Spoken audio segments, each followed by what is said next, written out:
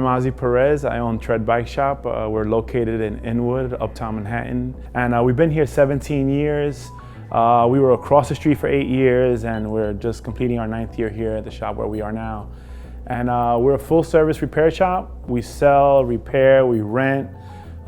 Anything you could think of with cycling, we could do it. We could repair your basic 12-inch wheel juvenile bike up to a $10,000 electronic shifting fancy tri-bike. We pretty much have everything covered.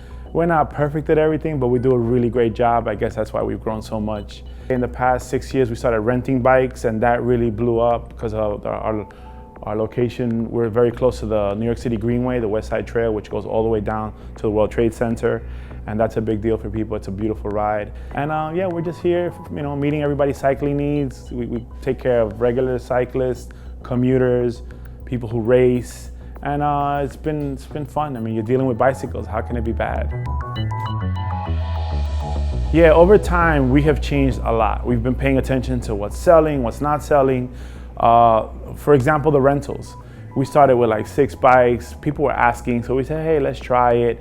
And that really grew as we showed people the trail, for example. A lot of people uptown didn't even know the trail existed. And again, the Latin community started seeing the value in, hey, let me go for a ride with my child, not just so much, oh, cycling's for children. We had older people coming in, grandparents going for a bike ride with their child.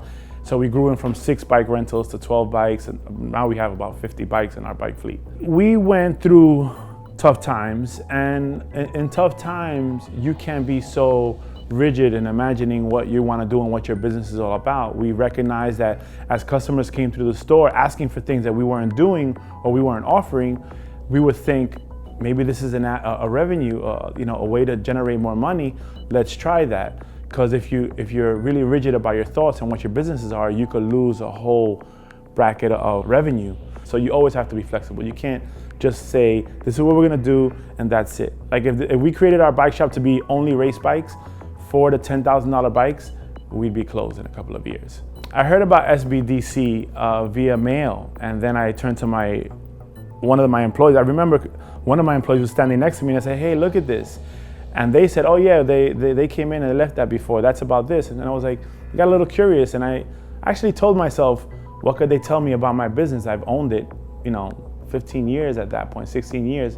But out of curiosity, I called up to ask them what it was all about. And the person on the phone broke it down to me, and I found that this might be something that I could take advantage from, I can learn from. They kind of explained to me what their angle was in teaching me how to look at my business and not be in the business working. Like I could get wrapped up in the day doing things that my staff could do, and I just don't delegate it because I want it done at the moment. And the way they explained it was, they will give me a way to look at my business and work on it and not work in it, and change things and make different parts of the business grow by putting other people to do it and watch it grow and see what happens, and not just be involved in it and wrap yourself up in the day-to-day. That's one of the biggest things I'm gonna say I'm taking away from the program at the moment. I've only been in the program for the first quarter. It's gonna be 2 years, this program. And from what I've learned already, and I'm real curious to know what's coming, because it has changed my view in the store. I want to say something funny. When my wife dropped me off at the campus, and I walked into the campus, and I felt kind of funny, 45-year-old guy with a book bag, and I'm walking into a school campus, and it was really cool in the first class, the second class. And I have a lot of friends, and a lot of my friends are entrepreneurs. They all have a lot of them have their own businesses. And as I told them, I didn't even tell them when it was starting. I told them when I started already. And they were like, you're what? You're like in school at Columbia? And I'm like, yeah. And they made fun of me for the first couple of times. And although we would get together and I would tell them things based on, I'm a bike business, they're a bar, or they're like automotive accessories, and I would say things, and now all of a sudden they're like, oh, when's the program starting? You think you could put me down? I want to get down with that. And I was like, oh, all of a sudden now you want to know. You want to know what I'm learning, right? And it's funny, but again, it's business. It's not your business. They're not showing me how to sell a bike. They're showing me the whole back process, how to run the whole entire store.